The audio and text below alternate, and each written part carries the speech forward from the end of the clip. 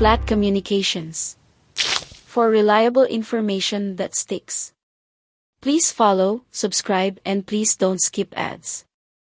Good day, ladies and gentlemen. Our video for today are excerpts from the vlog of veteran hard-hitting vlogger Cap Nino Barsaga as he fearlessly questions Vice President Sara Duterte and challenges her to get real and resign as the Secretary of the Department of Education and just simply remain as the Vice President. He challenges her to get real because while being assigned by President Ferdinand Marcos Jr. to be the caretaker of our country while he was away, Vice President Sara Duterte attended the pro-Quiboloy rally calling for the resignation or ouster of President BBM. This video also includes Cap Nino's tirades on Byron, also known as Banat Bay. We tried our best to remove all the invectives. Pardon us if we may have inadvertently left a few. This is a reaction video. And as always, we shall reserve our full reaction at the end. For clarity and context. Based on our assessment on the online persona of veteran vlogger Cap Nino Barsaga, as we mentioned in our previous videos, we honestly feel that he is a person of substance.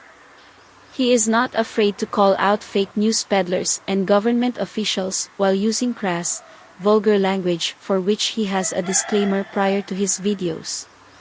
According to him, this type of language are merely his form of expression. His analysis and questions are spot on. He has been a political vlogger since the time of President Gloria Macapagal Arroyo.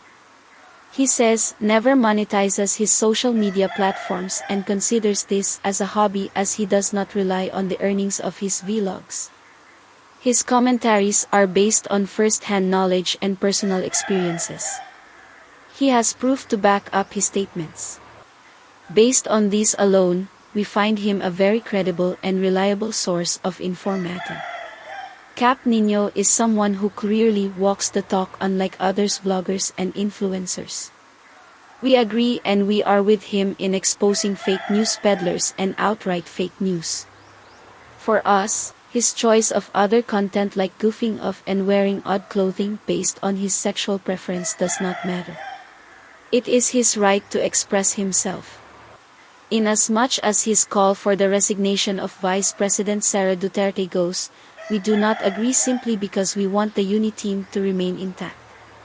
We find his call for her resignation logical and valid, but we differ in this aspect. So are you ready? We shall start immediately after our channel intro with shoutouts. Thank you. Bilib din ako sa kapal ng mukha ng mga puta. Sa totoo lang. Alam nyo mga kababayan, hindi ko mawari kung saan kumukuha ng kapal, tibay ng apog, kapal ng pagbumukha, 10 ng mga supporter ng dalawang mag-amang ito at 10 ng mga mag-ama na todo depensa kay dating Pangulong Duterte at dito kay BP Sara. I don't know kung saan talaga kumukuha ng kapal ng mukha. Kita nyo mga kaibigan, lumabas na ang tunay na agenda ng mga Duterte noong nakaraan rally dyan na ginanap sa Loton, Manila. Mismong dating spokesperson ang nagpatunay at dating tagapagsalita nila at isa sa mga abogado ni dating Pangulong Duterte na ang balak talaga ay lusubin ang Malacanang para hindi na makabalik sa pwesto si Pangulong Ferdinand Bongbong Marcos. Ganyan ka walang kadelikadesa. Panoodin nyo to mga kababayan. Ang number 1 pakiusap ni BP Sara kahapon dahil siya ang caretaker habang wala si PBBM. Huwag na huwag kayong aalis dyan sa Diwasang Bonifacio. Bagamat talagang atat na yung mga tao doon. Kasama na ako na sumugod na sa Malacanang nang hindi na makabalik sa Malacanang ang mga nasa Germany na naglalamyata. Yan po totoo. Pero dahil inirespeto nga natin si BP Sara, talagang nagtingpito tayo. Bagamat at one point in time sa aking talumpati, sinabi ko na, handa na ba kayong sumugod? Pero sinabi ko na, masama nga naman tignan kapag habang siya ay caretaker, doon lulusob ang taong bayan sa Malacanang.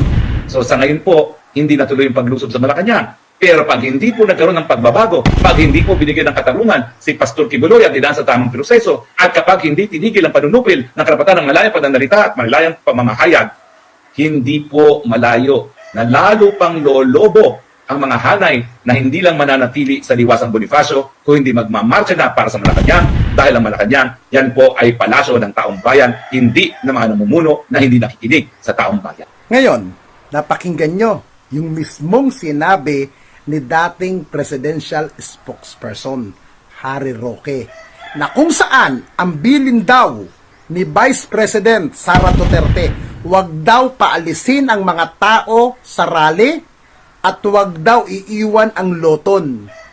Para saan? Isang katrayduran ang pinaggagawa mo, BP Sara.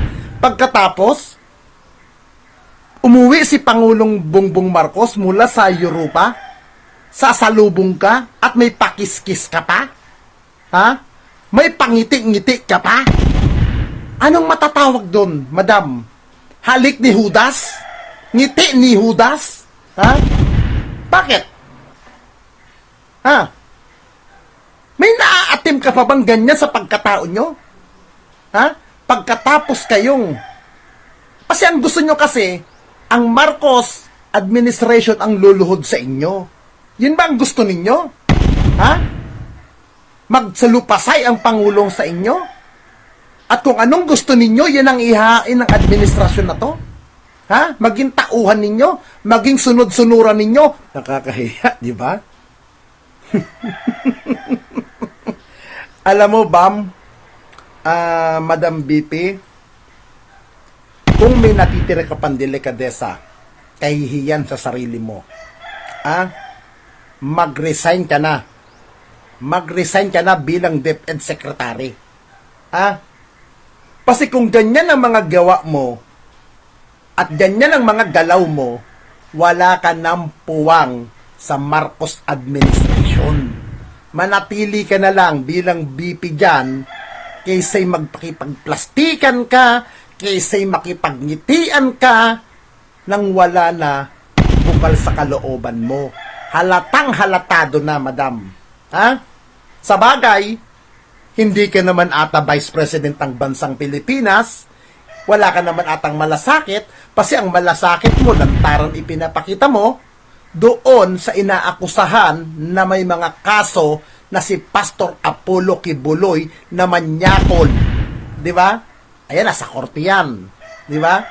Now, kung meron ka pang natitirang kahiyan, madam, total, yung pamilya mo, atake ng atake. Kita mo nga, madam, nung araw ng rally ng Bangon Pilipinas, umatin ka pa sa Luneta Grandstand.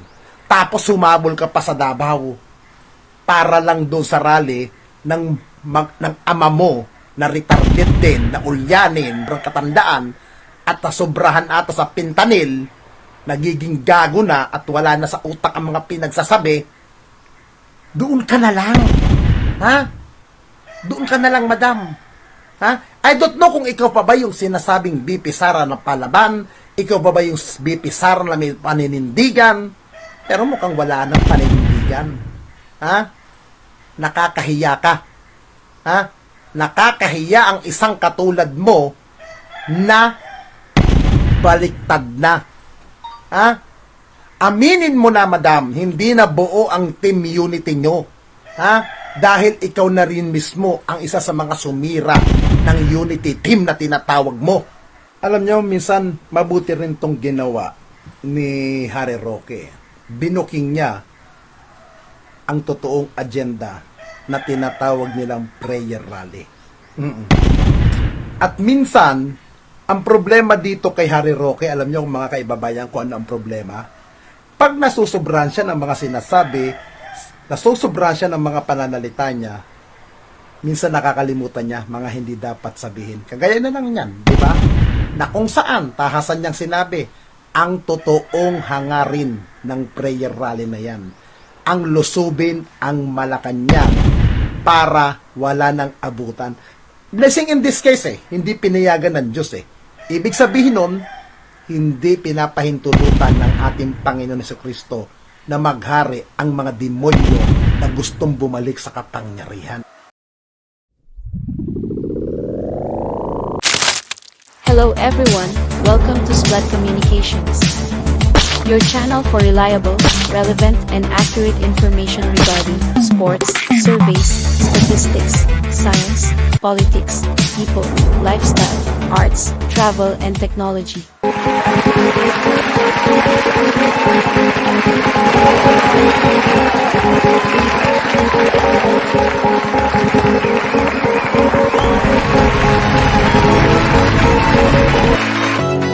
Kanino daw napupunta ang pera?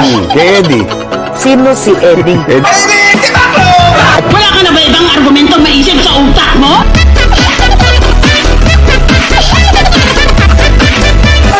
Tumindig kayo.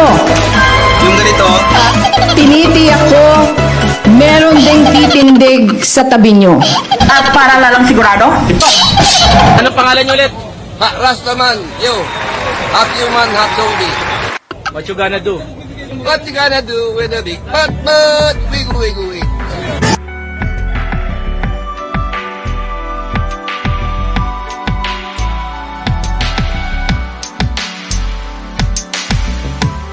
Shoutouts. Shout Abisias. Leonardo Manansala. Loreto Tando. Letty Lavao. Nori Tabio. Julian Brand. Manuel Angeles. Ferdinand Marquez. Jessica Kawamura. Roland Toriel. Baby Ruth Nomura. Kurt Dimayasya. Volka. Ana Cordova. Ferry Coy. Roger Gitana, Larry Bayasen, Alfredo Castillo, Liam Diggs, Gabriel Sinacay, Sadie Anticueste, Marisa Omanda.